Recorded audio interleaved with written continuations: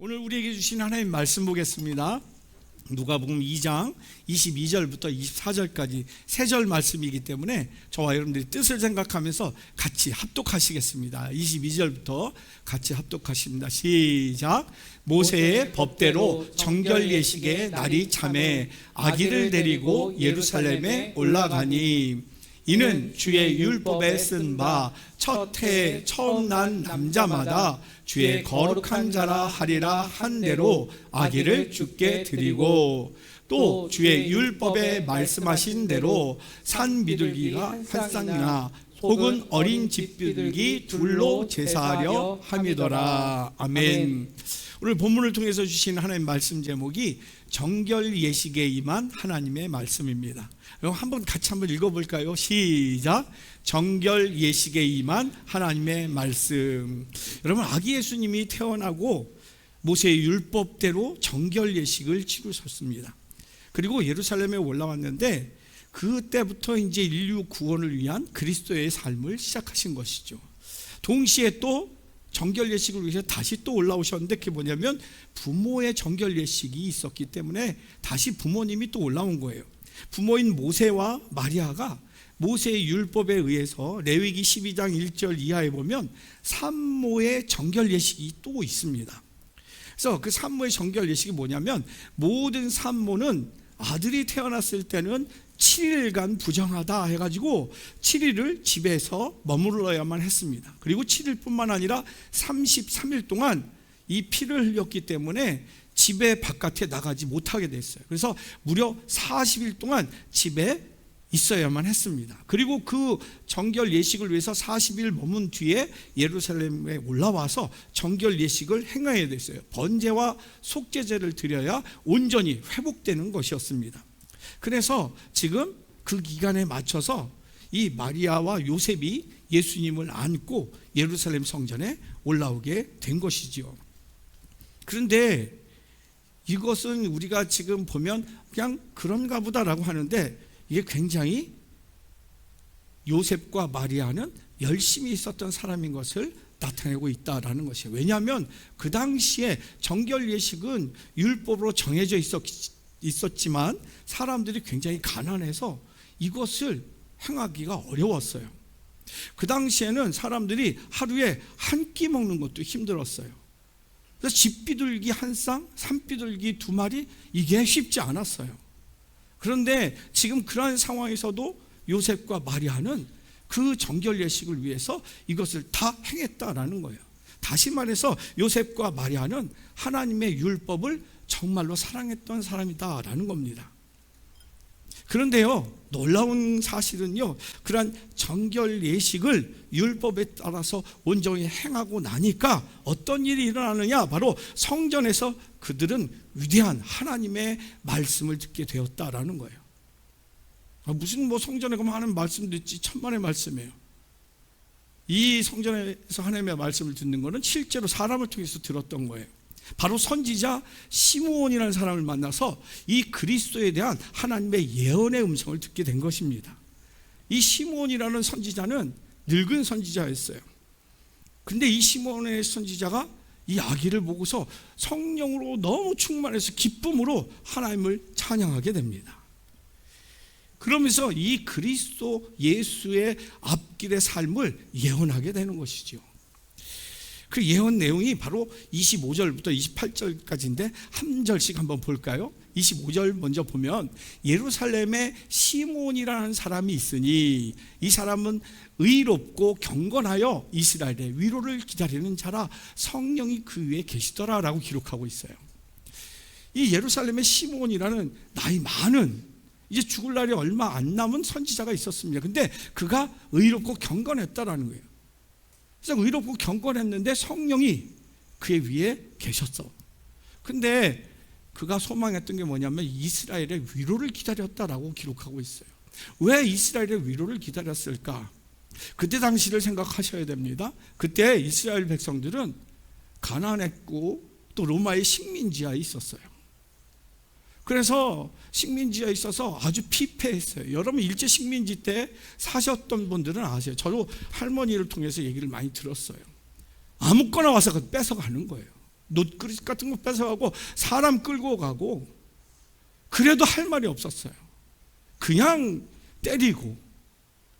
근데 지금 이스라엘 백성들이 그 로마의 식민지 하면서 또 가뭄이 있어가지고 하루에 한 끼 먹는 게 어려웠어요. 근데 정치 지도자, 종교 지도자들은 아주 타락을 그 치를 달렸어요. 그래서 로마에 아부를 하면서 그 백성들의 고요를 빨아먹으면서 자기만 배부르게 살고 자기 정권만 유지를 했어요. 종교 지도자들도 마찬가지였어요. 피폐해진 그 백성들의 고통을 외면했어요. 그래서 선지자 시몬은 이스라엘의 위로를 구했던 것이죠. 위로를 구했어요. 그런데요, 하나님께서 응답이 없었어요. 무려 400년 동안 응답이 없다가 스가랴를 통해서 응답이 시작된 거잖아요. 그래서 시므온이 그렇게 성령 위에 계신데, 그 다음 절 볼까요? 그가 주의 그리스도를 보기 전에는 죽지 아니하리라 하는 성령의 지시를 받았더니 라고 기록하고 있어요. 하나님, 나 선지자 역할 못 해먹겠습니다. 아무리 기도해도 응답도 없고요, 이제 나이 들어서 이제 그만두겠습니다. 빨리 저 데려가십시오 라고 이야기하고 있었던 거예요. 그런데 성령께서 나타나셔서 말씀을 해주신 거예요. 네가 그리스도의 임재를 보기 전까지 넌 죽지 않는다라는 거예요. 여러분 아셔야 돼요. 사명이 있는 자는 죽지 않아요. 여러분에게 사명이 있길 간절히 소망합니다. 그 사명이란 거창한 게 아니에요. 여러분의 가정을 향한 하나님의 뜻이 여러분의 사명이에요. 남편을 향해서, 아내를 향해서, 부모님을 향해서, 자녀들을 향해서 하나님의 마음으로 섬기는 게 사명이에요. 일터도 마찬가지예요. 장사를 잘해가지고, 사업을 잘해가지고, 직장을 잘들 승진, 그거 다 중요합니다만 그 목적이 하나님의 마음에 있어야 돼요. 그게 사명인 거예요. 사명 있는 자는 결코 무너지거나 죽지 않아요. 그 다음 절 볼까요? 성령의 감동으로 성전에 들어가면 하나님 나 죽게 해주세요 라고 하는데, 성전으로 교회를 가라는 거예요. 이 추운 날 가고 싶지 않은데 그냥 영상으로 보면 얼마나 편해. 근데 교회를 오라는 거예요. 그래서 성전의 감동으로, 성령의 감동으로 성전에 들어가면 마침 마리아와 요셉이 율법의 관례대로 행하고자 해서 아기 예수를 데리고 왔다라는 거예요. 그러면서 이 시므온의 성령의 충만해서 영안이 열려서 저가 그리스도인 것을 알게 됩니다. 얼마나 놀라운 기쁨인지 몰라요. 400년 동안 기도했던 그 기도의 응답이 그냥 말씀으로, 그래 내가 구원해 주리라 말씀으로 해준 것도 기쁜데 실제로 그리스도가 아기로 오신 거예요. 얼마나 놀라운지 몰라요. 실제가 보여진 거예요. 그 다음 절 볼까요? 시므온이 아기를 안고 하나님을 찬송하여 이르되, 저 찬송은요 대충 찬송이 아니지요. 막 안고 그리스도가 내 품에 있다라는 거예요. 하나님의 역사가 시작됐다라는 거예요. 내 평생의 기도가 응답의 역사로 시작되고 있다. 여기에 실제가 있다라는 거예요. 얼마나 기쁠까요? 내가 성가대에서 기도하기 전에 박효옥 권사님 부럽다고 그랬어요. 손주를 또 안 왔어요. 얼마나 행복할까. 네. 나도 좀 원하는데 애들이 원치 않아. 네. 그래서 참 이거 큰일 났다. 집에 가면 문제 생기겠는데. 네. 그래서 시므온이 아기를 안고 하나님을 찬송했어요. 얼마나 행복할까요? 기쁠까요? 개인 가정도 이렇게 행복한데 온 민족을 향해서 하나님이 구원자를 보내셨는데 그 구원자를 안고 얼마나 행복할까? 이렇게 찬송을 했어요. 29절 말씀, 30절 보면 주제여 이제는 말씀하신 대로 종을 평안히 놓아주시고 저 데려가셔도 감사합니다. 기쁩니다. 사명을 감당하기에 감사합니다. 내 눈이 주의 구원을 보았사오니 이제 아기를 통해서 그리스도의 임재가 보여지고 체험되어지니까 하나님의 역사가 시작된 것을 보았사오니, 다음 절이요, 이는 만민 앞에 예비하신 것이요 이방을 비추는 빛이요 주의 백성 이스라엘의 영광이다. 여러분 여기서 굉장히 놀라운 예언을 하고 있어요. 유대인들은요 오직 유대인들만 구원받는 줄 알아요. 오직 선민의식으로 살아요. 그래서 이방인들과 여자들과 종들은 지옥의 땔감으로 창조하셨다라고 생각하고 있어요. 근데 지금 그 유대인이 뭐라고 얘기했냐면 만민 앞에 예비하신 것이라고 했어요. 벌써 영안이 열리니까 그리스도를 아기를 보는데 이 아기를 통해서 하나님께서 구원하시는데 유대인들만 구원하는 게 아니라 우주 만물과 모든 민족을 구원하실 것을 보게 된 거예요. 그래서 이방을 비추는 빛이요 라는 것이 보여지는 거예요. 여러분 사람을 보면 하나님의 빛이 보여야 될 줄로 믿습니다. 여러분 그게 보여요. 기도하면 하나님의 마음으로 가득하면요, 이 사람이 얼마나 하나님께서 귀하게 여기시는지 보여요. 가족을 위해서 여러분 기도하시다가 하나님의 마음이 임하잖아요.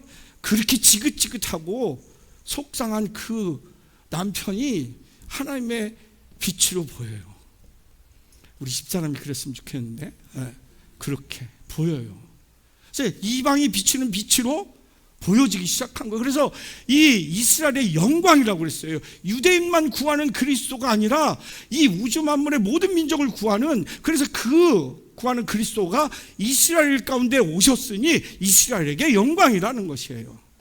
얼마나 큰 찬양인지 몰라요. 전 여러분들에게 이 찬양이 있길 간절히 소망합니다. 여러분의 자녀들을 보면서도 이 찬양이 있길 간절히 소망합니다. 근데 여기서 우리가 또 다른 거, 놀랍게 깨닫는 게 있어요. 그것은 뭐냐면 하나님의 율법에 따라 상황은 어렵고 가난하고 힘든데 정결례를 드리라는 거예요. 아기 예수님을 함께 드리고 부모의 정결례를 행하니 요셉과 마리아에게 하나님의 말씀이 임하기 시작하였다라는 거예요. 그 말씀이 임하는 것뿐만 아니라 임하는 순간순간마다 이제 그리스도의 삶을, 그리스도의 사역을 이끄시는 가이드라인이 되었다라는 거예요. 우리의 삶을 이끄시고 보호하시는 하나님의 말씀이 임하시기 시작하였다라는 거예요. 그것은 늙은 선지자 시므온의 예언을 시작으로 해서 조금 있으면 안나 선지자의 예언이 있습니다. 그리고 동방 박사들을 통해서 헤롯이 이 그리스도를 죽이려고 한다는 걸 알게 돼요. 그리고 요셉의 꿈에서 하나님의 천사가 나타나서 빨리 애굽으로 피신하라고 이끄시는 그 음성이 들려요. 정결례를 행한 뒤에 어떤 일이 일어났느냐? 바로 우리의 삶을 이끄시고 보호하시는 하나님의 음성이 매 순간 들리기 시작했다라는 것입니다. 결국 예수 그리스도께서는 이 정결례를 통해서 모든 구원의 역사를 하나님이 이끄시는 말씀으로 시작하게 되었다라는 것입니다. 그래서 이스라엘 백성들이 율례를 지켜서 제사를 드린 이유가 뭔가? 바로 뭘까요? 구약 백성들이 율법을 지켜 제사를 드린 이유는 살아계신 하나님의 말씀을 듣기 위해서라는 것이에요.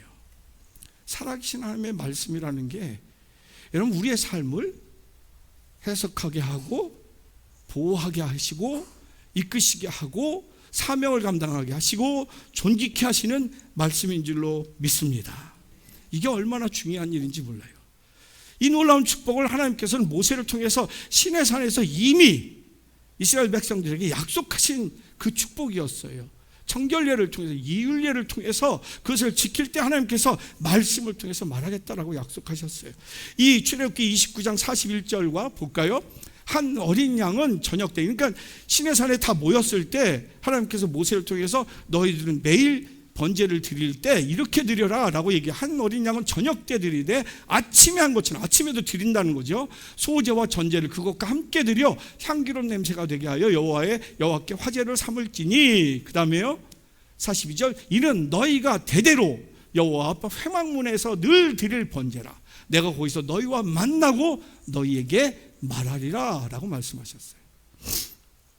매일같이 번제를 드리고 매일 새벽 기도로 시작하고 매일 하나님께서 인도하심을 감사합니다라고 기도하면서 하루를 마칠 때 하나님께서 내가 거기에서 그 회막문에서 그 예배를 드린 그 장소에서 내가 너희를 만나고 너희들이 하루하루를 살 그 이끄는 말씀을 너에게 말하리라 라고 약속하셨다라는 것입니다. 정리하면 이거예요. 이스라엘 백성들이 율법을 따라서 소제, 번제, 전제를 온전히 드리는 이유가 뭐예요? 그들을 이끄시고 앞길을 인도하시는 하나님의 말씀을 듣기 위해서 그 전제를 드리라는 것이었다는 겁니다. 즉 그들이 율법에 따라서 제사를 드리고 짐승의 피를 뿌리는 이유는 그 행위 자체에 목적이 있는 게 아니라 그 후에 들려지는 그 하나님의 정의와 이끄시는 말씀을 듣기 위해서 율례를 지켜야 됐다라는 것입니다. 오늘도 일부 예배 때 많이 오셨어요. 추워서 난 빨리 예배 드리고 집에 가려고 하는 줄 알았는데 봉사할 일이 많으시더라고요. 일부 예배 때 많이 오셨어요. 우리는 가끔 그래요. 아유 빨리 예배 빨리 드리고 빨리 가자. 오늘 이제 무슨 오후에 뭐 일 있는데 야 예배 빨리 드리고 예배 안 드리면 찜찜하니까 예배 빨리 드리고 가자. 이게 문제인 거예요. 예배 드린다는 그 자체 행위가 목적이 돼서는 안 된다는 것이에요. 율법에 따라 제사를 드리는, 그리고 짐승의 피를 뿌리고 희생제를 드리고 헌금을 하는 이유, 그것은 목적이 어디에 있어요? 그 후에 응답으로 들려주시는 하나님의 음성에 있다라는 거예요. 여러분, 그래서 우리가 여기서 해석할 게 있어요. 예배를 드리게 하셨다. 그 얘기 무슨 얘기예요? 우리를 향한 하나님의 계획이 있다는 뜻이에요. 예배를 드리게 하셨다. 우연치 않게, 아니면 힘든데 예배 드리게 하셨다. 그것을 뛰어넘는 하나님의 계획이 있다는 뜻이에요. 전 여러분들이 예배를 통해서 하나님의 마음을 알기를 간절히 소망합니다. 하나님께서 주시는 그 상황을 뛰어넘는 능력을 받는 축복이 있기를 간절히 소망합니다. 그래서 여기서 우리는 예배 정의를, 예배의식의 정의를 발견할 수 있어요. 정례화된 예배의식을 통해서 우리가 목적해야 될 것은 다른 거 어떤 것이 아니라, 응답이 아니라, 치유가 아니라, 회복이 아니라, 합격이 아니라, 형통이 아니라 우리를 향하신 하나님의 말씀이라는 것이에요. 여기서 우리는 지금 우리가 드리는 이 예배를 점검해 봐야 하는 것입니다. 지금 우리가 드리는 이 예배는 무엇을 위한 예배인가라는 거예요. 저와 여러분들이 지금 드리는 예배 왜 드리는가라는 거예요. 우리의 삶의 계획을 위해서. 하나님 올 한 해 우리 가정에는, 우리 자녀들에게는, 우리 부모님에게는, 나에게는 꼭 올 한 해 이것이 이루어졌으면 좋겠습니다. 우리의 소망을 위한 예배인가라는 거예요. 아니면 우리의 지금 예배는 이 악한 세상에서 우리의 생명을 보호하시고 승리를 위한, 하나님의 이끄시고 보호하시는 하나님의 말씀을 위한 예배인가라는 거예요. 전 여러분들의 예배의 정의를 알게 되길 간절히 소망합니다. 그래서 말씀으로 이끄시는, 보호하시는 하나님의 뜻이 여러분들의 모든 예배의 목적이 되기를 간절히 소망합니다. 그래서 여러분들이 어떤 상황이든 어떤 소망을 갖든 그 상황과 소망 속에서 말씀이 들려져서 해석되어지고 나아갈 길이 분별력이 있어지고 분명히 열려지는 그 놀라운 축복이 있길 주님의 이름 간절히 축원합니다. 참 예배의 능력은 하나님의 말씀에 있어요. 그리고 그 말씀이 우리를 생명을 살게 하세요. 여러분, 이게 핵심이에요. 너무 식상한 것 같기도 하고 잘 못 느끼는 분들 많이 계세요.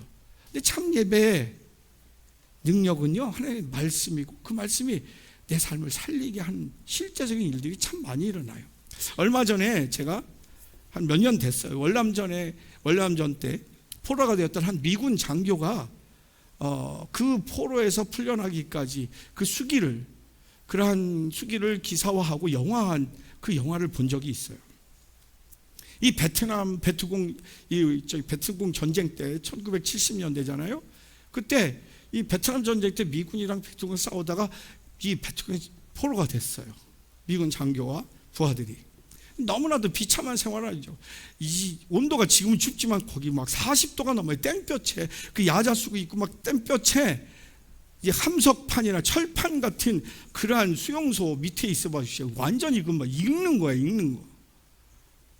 근데 너무나도 비참한 그러한 상황인데 수많은 사람들에게 감동을 주는 그러한 모습들이 있었습니다. 근데 그 가장 감동을 주는 모습이 뭐였냐? 바로 그것은 포로 수용소에서 그들이 드리는 예배 드리던 장면이었어요. 포로 수용소는요, 고문이 엄청나요. 정보를 캐기 위해서. 그리고 노동을 엄청 시켜요. 갑자기 그 40도가 넘는 데서 이 무슨 강을 건널 수 있는 다리를 건설하라고 해서 가서 야자수를 자르고 그걸 메고 와가지고 강가에, 그 냇가에 쓸려가면서도 죽어가면서도 다리를 만들어야 돼. 또 어느 날은 그 만든 다리를 또 부시라고 그래요. 그렇게 괴롭혀요. 또 말 안 들으면 고문을 해요. 그리고 음식도 하루에 한 끼 먹을 양보다도 작은, 다 부서지는 그런 빵하고 힘얼건 그런 스프를 하나 주는 거예요. 그게 하루예요. 하루 끼. 그런데 그렇게 말할 수 없는 힘든 상황에서 그곳에 서서 이들을 살릴 수 있었던 그 힘은 어디서 나는 바로 예배의 힘이었다라는 거예요. 이들을 살린 예배. 그들의 예배는 어떻게 드린 예배였을까? 설교자도 없고 성경책도 없었어요. 성경책이 딱 한 권 있었는데 그때 기도원에서 나온 그 시편과 신약이 같이 있었던 그 한 개 있었는데 그 한 개마저도 영어로 된 성경인데 뺏겼어. 베트콩 장교한테, 소장한테. 그래서 예배를 드리기 위해서 성경을 달라고 하니까 너희들은 매를 맞아야 된다. 그래가지고 몇 명을 내보내라는 거예요. 광장에 포로들 다 세워놓고 4-5명을 다 불러서 매를 때려요. 거의 반 죽을 때까지 때려요. 그 죽을 때까지 맞은 뒤에 성경을 볼 수 있는 기회를 주는 거예요. 그것도 한 사람이 대표로 가서 베트콩 장교 사무실에 가가지고 그 뺏긴 성경책, 너덜너덜해진 그 성경책을 1시간을 베낄 수 있는 시간을 주는 거예요. 베낄 수 있는 시간을. 근데 그 베끼는 것도 그냥 쉽게 앉아서 베낄 수 있도록 하지 않아요. 계속 옆에서 찌르고 때리고 담뱃불로 막 지지고 이런데도 그 성경을 베끼는 거예요. 1시간 동안. 그리고 그렇게 베껴 쓴 성경을 이제 감방으로 가져오면 하루 안에 또 반납을 해야 되니까 감방에서 그 베낀 1-2장의 성경을 동료들이 다 싹 나누어 가지고 외우는 거예요. 외우는 거. 윌슨 상사 너는 시편 23편 1절과 2절 외워. 토마스 중사 너는 시편 23번 3절과 4절 외워. 잊어버리면 안 돼.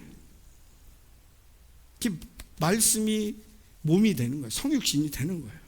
만일 자네가 이것을 한 자라도 잊어버리면 우리는 말씀이 없는 거야. 그렇게 매주일 필사적으로 매맞고 고문당하면서 베껴서 외우는 거예요. 군인들 전부가 다 돌아가면서. 그 시편을 통째로 외우면서 예배를 드리는 거예요. 여호와는 예배 시작하면 외운 병사가 나와서 외워요. 여호와는 나의 목자시니 내게 부족함이 없으리로다. 그가 나를 푸른 풀밭에 누이시며 쉴 만한 물가로 인도하시는도다. 내가 사망의 음침한 골짜기를 다닐지라도 해를 두려워하지 않을 것은 주께서 나와 함께 하심이라. 주의 지팡이와 막대기가 나를 안위하시나이다. 이렇게 한 사람씩 돌아가면서 그 말씀을 외우는 그 피퉁이 터지고 입술이 찢어지고 그런데 나와서 외우는 말씀을 들을 때 그 지옥과 같은 그 상황에서 생활하는 포로들 여러분 어떨 것 같아요? 거기에 하나님의 놀라운 치유의 역사, 회복의 역사, 소망의 역사로 가득하게 된 줄로 믿습니다. 예배를 드리는데 또 찬양을 못해요. 시끄럽게 한다고. 큰 소리 찬양하면 안 돼요. 다 또 고문당해요. 그래서 찬양하는데 이제 나 같은 죄인 살리시는 어메이징 그레이스를 찬송합니다. 하는데 입만 뻥뻥거려. 소리 나오면 안 되니까. 눈물을 흘리면서 나 같은 죄인 살리신 주 은혜 놀라와. 이 찬송을 드리는 거예요. 다 우는 거예요. 이 찬송이 끝나면 뭐합니까? 그래 성찬식을 하는 거예요. 그들에게 빵과 포도주가 어디 있습니까? 그 예배 드리기 전에 하루에 한 번 주는 한 끼에도 부족한 그 빵 요만한 부스러기 하나하고 힘얼건 그 스프를 10분의 1씩 떼어서 모읍니다. 모아서 가장 높은 장교가 나눠줘요. 이건 그리스도의 살입니다. 이건 그리스도의 피입니다. 당신을 위해서 흘린 살과 피입니다. 생명을 전합니다. 그것을 먹고 마시면서 눈물을 흘려요. 근데 기적이 일어나요. 그렇게 맞아서 찢어지고 부러진 게 치유되어지는 거예요. 그들의 이렇게 드린 예배는 그 화려한 미국의 그 휘황찬란한 교회에서 드린 예배에서 느낄 수 없는 놀라운 성령의 역사, 그것을 체험한, 그래서 그 죽음의 상황에서 그들을 살린 말씀의 능력이 임한 예배였다라는 것입니다. 참 예배의 능력은 바로 이렇게 우리의 삶을 아시고 가장 필요한 것을 주시는 하나님의 말씀이 예배의 참 능력인 줄로 믿습니다. 전 여러분들에게도 모든 예배에 들리는 하나님의 말씀이 이렇게 들리실 수 있기를 간절히 소망합니다. 이 말씀을 준비하면서 저는 어떻게 말씀을 준비했을까요? 정말 간절한 마음으로 여러분들의 기도 제목을 쭉 보면서 이 말씀을 준비했어요. 분명히 하나님께서는 부족한 종의 입술로 전달되는 말씀이지만 여러분들의 심령골수를 찔러 쪼개고 그 깊은 상처를 치유하고 회복하시는 그 말씀을 주실 줄로 전 믿습니다.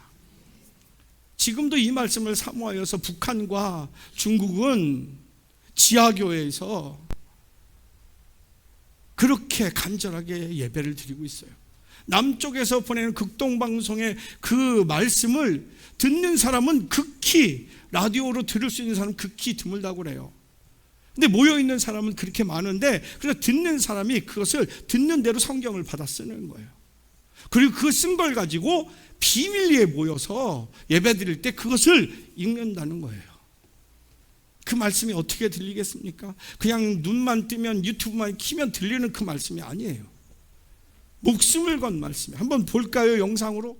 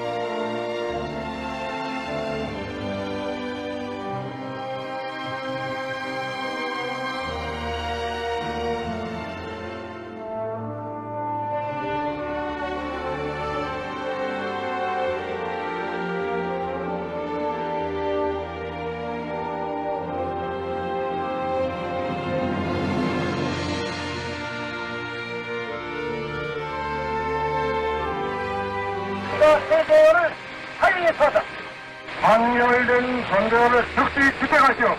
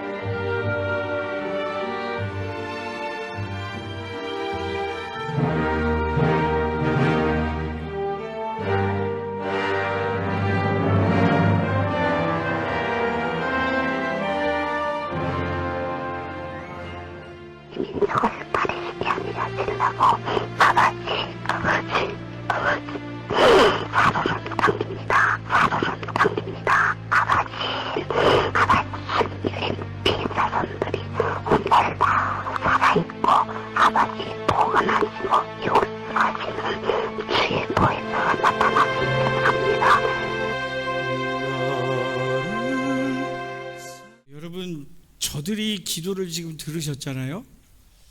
근데 저들에게 신앙생활을 하는 이유가 뭘까요? 돈을 많이 벌 수 있게 해달라고 기도하는 걸까요? 이북에서?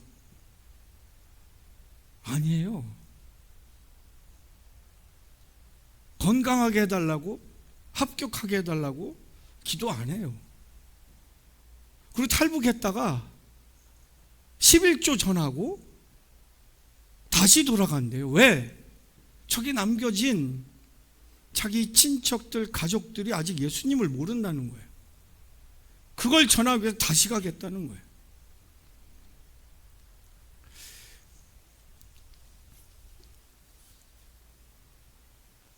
여러분, 저는 그들은 지금 이제 다르다라는 얘기가 아니에요. 예배를 통해서 진짜 생명을 경험했고 천국을 알기에 세상이 두렵지 않은 능력을 산다, 저는 믿습니다.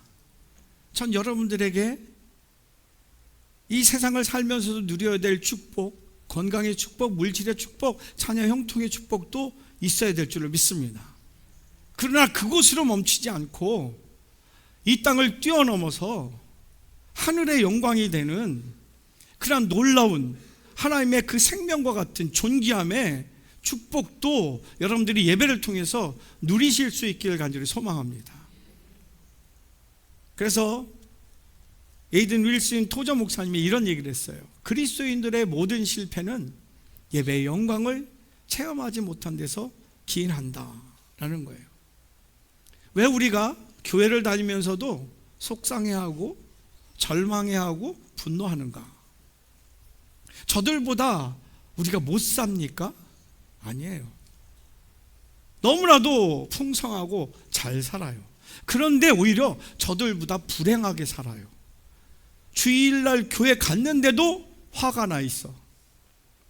속상하고 원망해. 지옥을 살아. 이것처럼 불행한 일은 없습니다.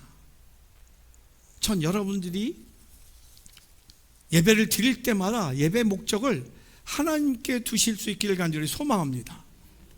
그래서 삶의 목적을 하나님의 마음에, 여러분의 가정을 향해서 여러분들을 통해서 이루시려고 하는 그 하나님의 마음을 여러분들의 삶의 목적으로 두실 수 있기를 간절히 소망합니다.